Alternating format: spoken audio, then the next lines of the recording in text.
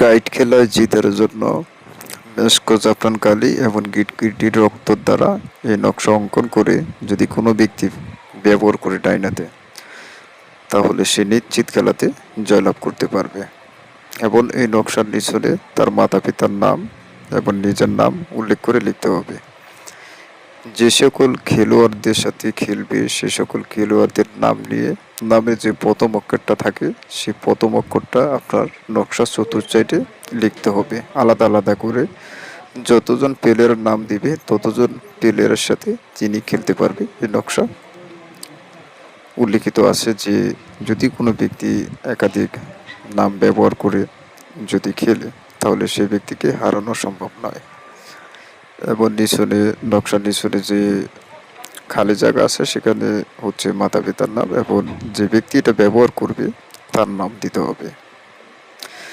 এবং যে নামটা দিবে নামের সাথে আপনার নিজের যে মক্কেল রাশির মক্কেলের সম্পর্কে জানতে হবে। আমার অন্য অন্য ভিডিওতে মক্কেল সম্পর্কে অনেক ভিডিও আছে, আপনারা চাইলে সেই সকল ভিডিওগুলো দেখে এবং শিখে নেবেন যে মক্কেলটা কীভাবে, মক্কেলের নাম কীভাবে এখানে লিখতে হবে। ঠিক আছে, আগে আপনি সংক্ষেপে বলতে আগে আপনি জিনিসটা তৈরি করতে হবে, জানতে হবে কীভাবে এই কাজটা করতে হবে, এটা জানতে হবে। ঠিক আছে, কাজ তো আমি আপনাদেরকে দিতেছি কিন্তু আপনারা কাজ করা জানতে হবে।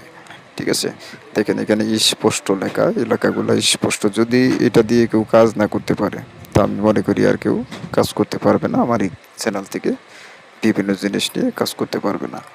এটার সম্বন্ধে আপনার জানতে হইব, বুঝতে হইব এবং শিখার অনেক কিছু আছে, শিখতে হইব। এক কথা সে শিখা ছাড়া কিছু করা সম্ভব না, আগে আপনি শিখতে হইব তারপরে কাজ করা লাগবে।